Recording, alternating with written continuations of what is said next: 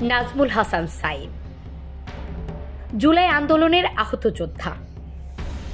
দিনটি ছিল 19 জুলাই, শুক্রবার। আন্দোলনকারী হিসেবে গন্তব্য ছিল ব্রাক ইউনিভার্সিটি। রামপুরা ব্রিজের উপরে গেলেই শুরু হয় পুলিশের এলোপাথারি গুলি।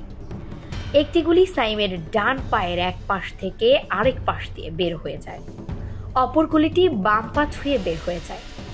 সাইম তখন মাটিতে লুটিয়ে পড়ে, হাঁটতে পারছিলেন না তিনি। বন্ধুরা তড়িঘড়ি করে তাকে টেনে নিয়ে পাবলিক টয়লেটে আশ্রয় নেয়, কিন্তু সেখানেও চলে তাদের ওপর বর্বরতা। কোনো মতে পাবলিক টয়লেট থেকে বের হয়ে বাড্ডার কোনো এক গলিতে আশ্রয় নেন সাইম ও তার বন্ধুরা। তবে তৎকালীন আওয়ামী লীগ সরকারের কড়া নির্দেশের কারণে কোনো হাসপাতালেই তাদের চিকিৎসা মেলেনি তখন। পরবর্তীতে গুরুতর আহত অবস্থায় রাজধানীর AMZ হাসপাতালে প্রাথমিক চিকিৎসা নেন সাইম। 20 তারিখে পঙ্গু হাসপাতালে ভর্তি হন তিনি।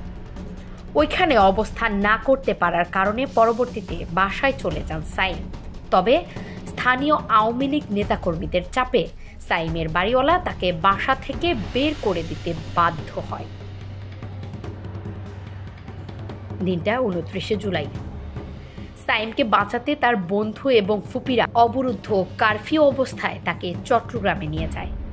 সেখানেই সাইম আত্মগোপনে থাকেন। পরবর্তীতে 5 আগস্টের পর অন্তর্বর্তী সরকারের সহযোগিতায় সাইমের চিকিৎসা চলতে থাকে এবং জুলাই ফাউন্ডেশন থেকে 2 লাখ টাকা অনুদান পান তিনি। সাইমের বাবা 2020 সালে কোভিড-19 মারা যান। সাইমই ছিলেন তার পরিবারের একমাত্র উপার্জনক্ষম লোক। কাজ করতেন KFC-তে। আহত হওয়ার পর থেকে এখনো পুরোপুরি সুস্থ হয়ে ওঠেননি তিনি। নিতে হয় নিয়মিত থেরাপি। দাঁড়িয়ে থাকতে পারে না খুব বেশি সময় ধরে। এখনো নানা ধরনের শারীরিক সমস্যার সম্মুখীন তিনি। তার ভাষ্যমতে এই মুহূর্তে ফুপিদের সহযোগিতায় চলছে তার পরিবার। সাইম তার ভবিষ্যৎ নিয়ে এখনো শঙ্কিত। প্রয়োজন সরকারি সহায়তা ও পুনর্বাসন।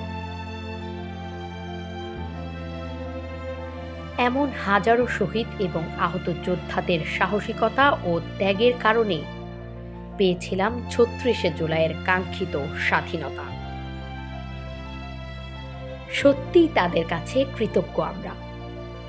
36 জুলাই শ্রদ্ধা ভরে স্মরণ করি প্রতিটি শহীদ এবং আহত সৈনিকদের। ডেস্ক রিপোর্ট, দেশের কণ্ঠ।